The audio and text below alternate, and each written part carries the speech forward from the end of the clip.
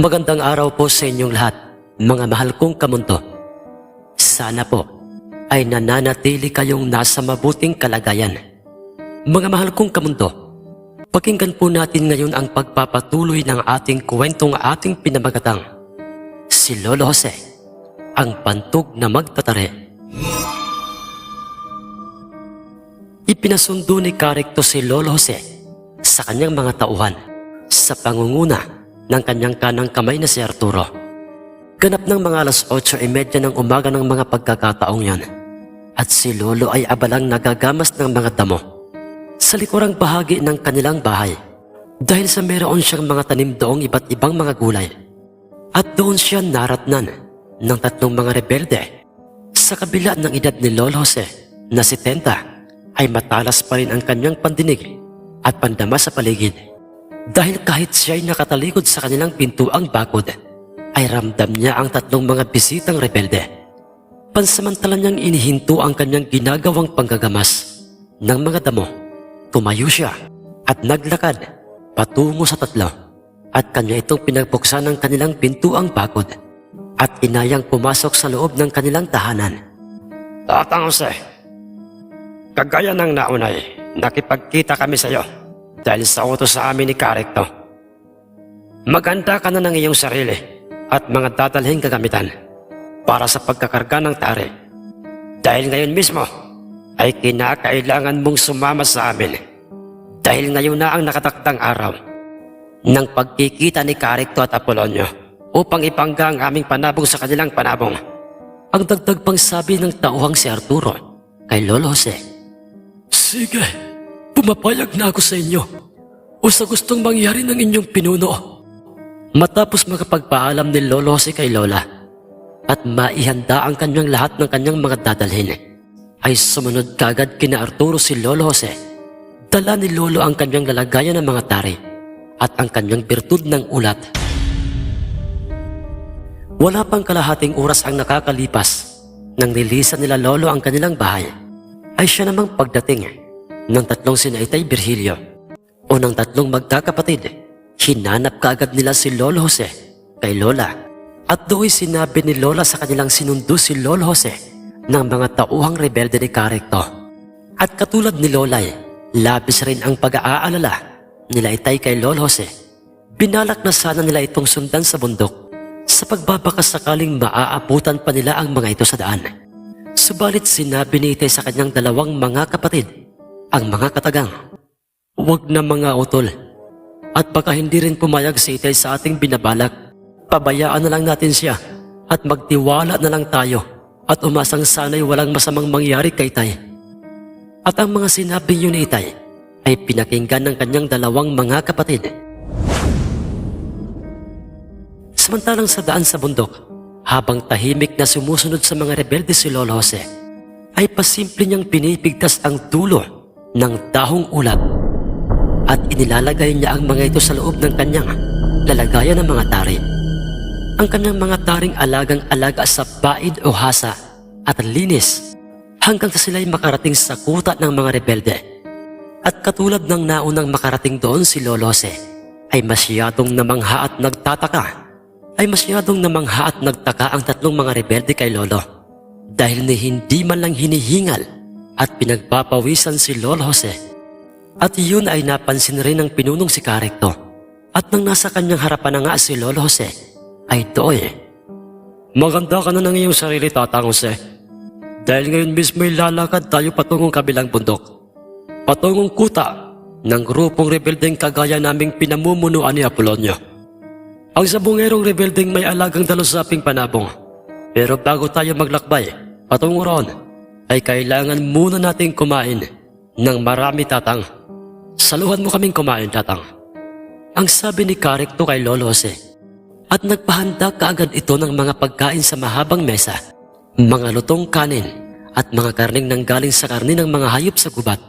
At pagkatapos nilang mabusog at makapagpahingay, muling nagsalita itong pinunong si Caricto kay Lolo. At sinabi nitong, "Tatang Jose, sumunod ka. Sumunod ka muna sa akin. At meron akong ipapakita sa iyo. Isinama siya ni Karikto sa likurang bahagi ng kanilang kubo. At doon nakita ni Lolo ang gold na panabong ni Karikto. Ano bang masasabi mo, Tatang Jose? Yan sa aking panlabang panabong. May bubuga kaya yan sa dalusaping panabong ni Apolonio? Oo, iha. Dahil mataas na uring panabong ang gold na ito. At para bang araw-araw mo itong ikinokondisyon, hindi ba? Ang sagot ni Lolo sa kanya. Abay, oo naman. Ayoko kasing mapaya. Sa araw ng bakbakan ng aking panabong, paano? Tayo nang magumpisang maglakbay.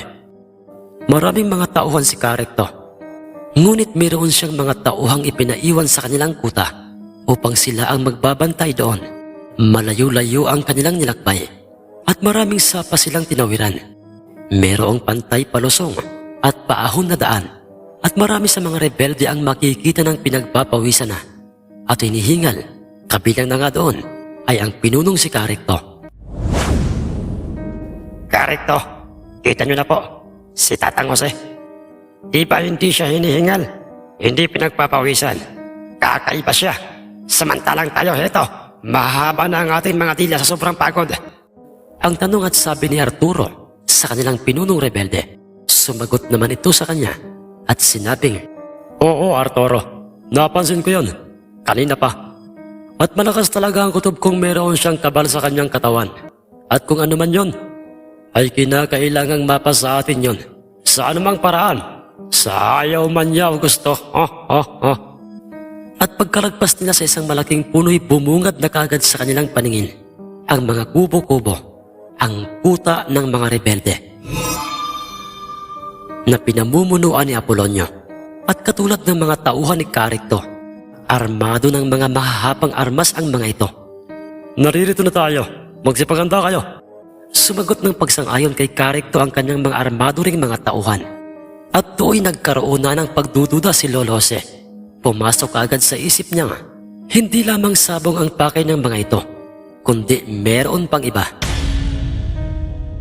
Hanggang sa may makita si Lolong isang mamang hindi magkalayo ang agwat ng edad. Kay Karikto, mahaba-haba ang buhok nitong may tali at armado ring katulad ni Karikto. Ngunit may hawak itong isang dalusaping panabong. Sa kanyang likuray, makikita rin ang kanyang tatlong mga tauhang sumusunod sa kanya. Sinalubong sina Lolo ng mga ito. At nang sila'y magkaharap-harap na nagsalita ang mamang yun sa kanila. Maligaya ako sa ating muling pagtatagpo, Karikto. Dito sa aming kuta at kanina pa akong nasasabik na makita ang bakbakan ng ating mga panabong. Pagkatapos na banggitin yun ng mamang yun kay Kariktoy, ay nagtataka itong inilandas ang kanyang paningin kay Lolo Jose.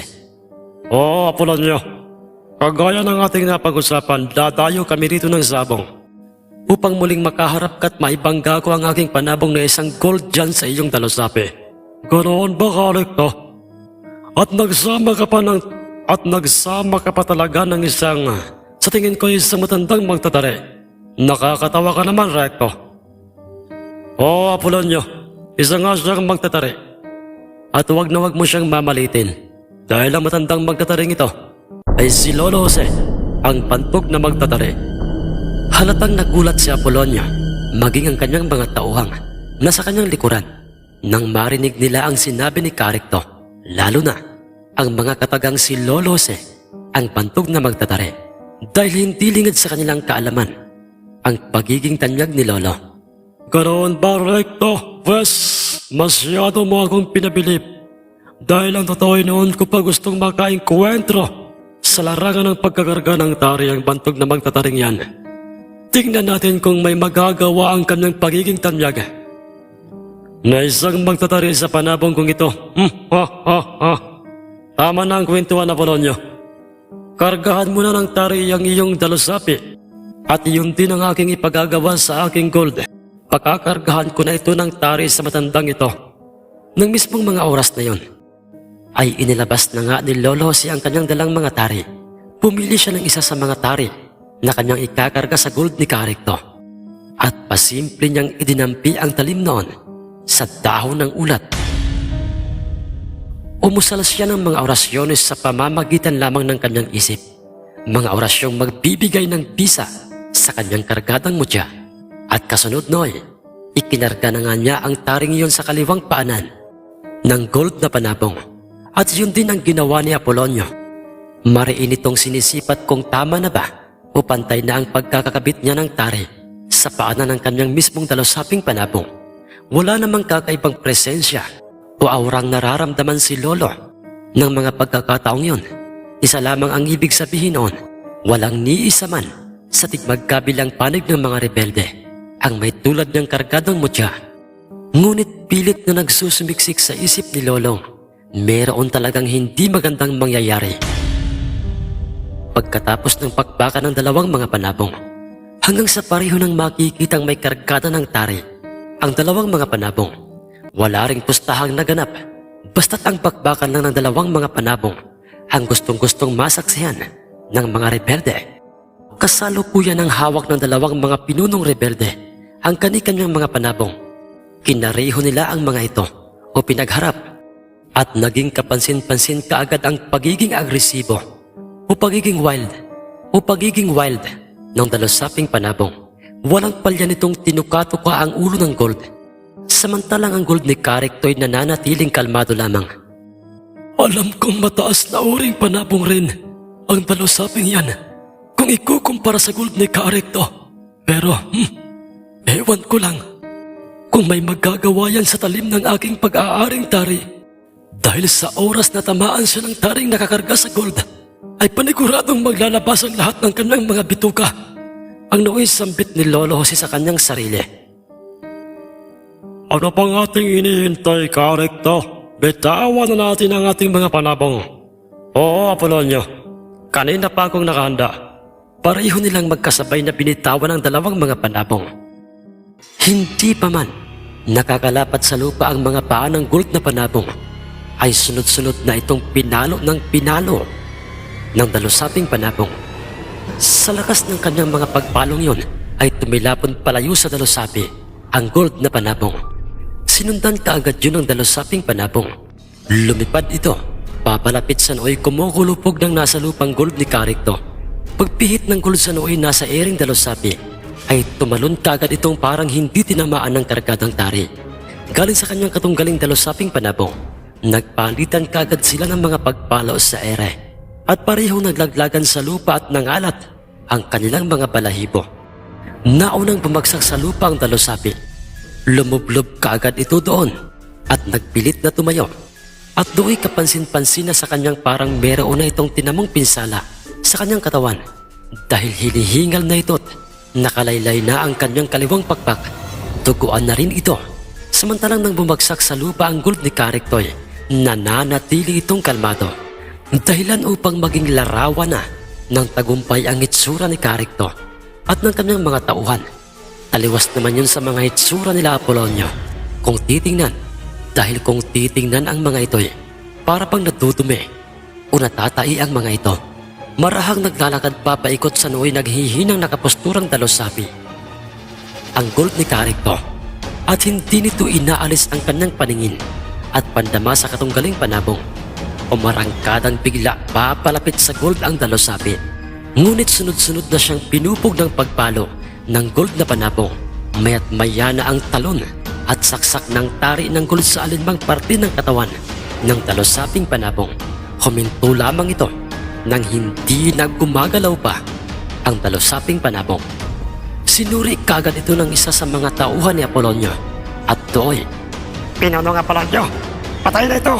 At karamalto man ang kanyang naging kamatayan." "Ano? Paano mo nasabi yan? Teka lang, patayin!" "Hindi!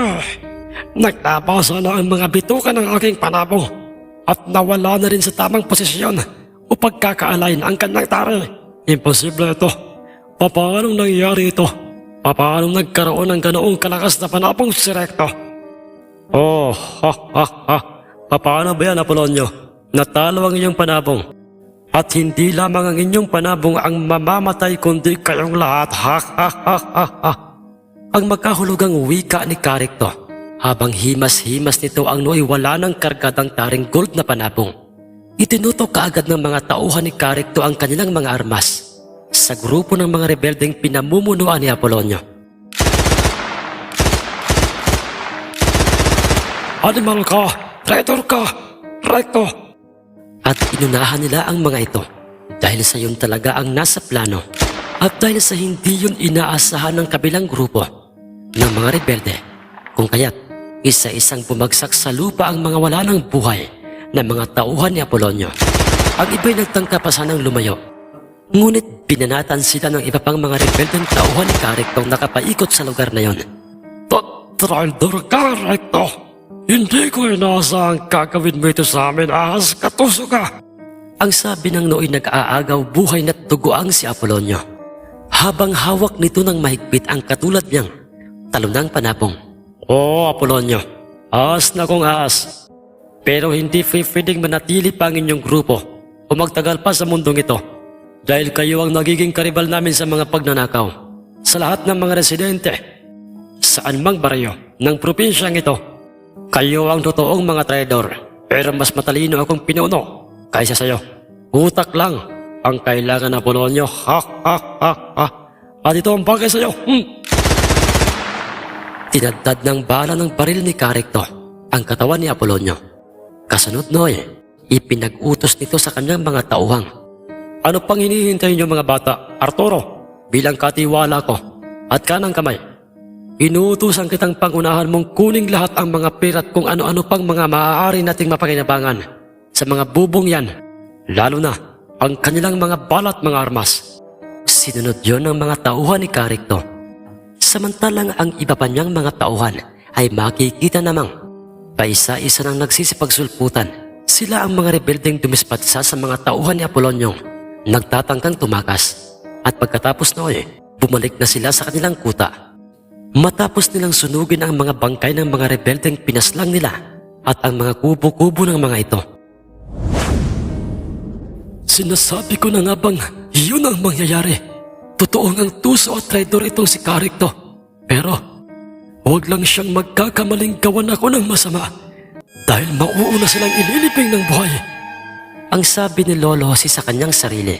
Ilang sandali pa'y naghuwika itong si Caricto kay Lolo habang sila'y naglalakad pabalik sa kanilang kuta.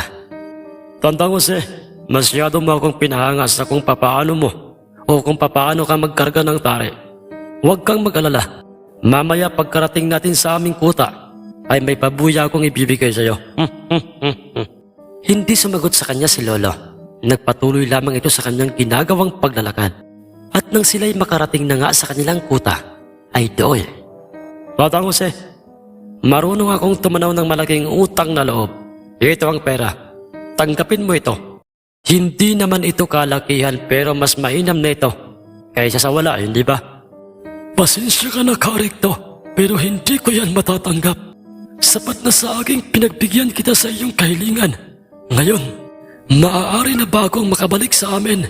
Oo naman, Tatang Jose. Pero sa isang kondisyon. Anong kondisyon? Ano yun? Ay gusto ko munang malaman kung ano ang lihi mong. Kung ano bang... O kung bakit ka nakilalang isang bantog na magtatari. At kung totoo nga ang aking kutob na ikaw ay merong mutyang ginagamit na maaaring daladala mo ngayon, ay gusto ko siyang mapasa akin, Tatang. Sa ayaw mo man o gusto, ay wala kang magagawa. Oh, paano kung sabihin kong nagkakamali ka ng iyong kutob at sabihin ko sa iyong wala akong kargada o lihim na mutya o maging kabal? Huwag kang sinungaling, Tatang Jose. Ang tanda-tanda mo na. Pero napakasinungaling mo pa. Hindi ako bobo sa mga nakikita ko sa iyo. Hindi ako bobo. Sa mga nakikita ko sa iyo ay nagduda na ako.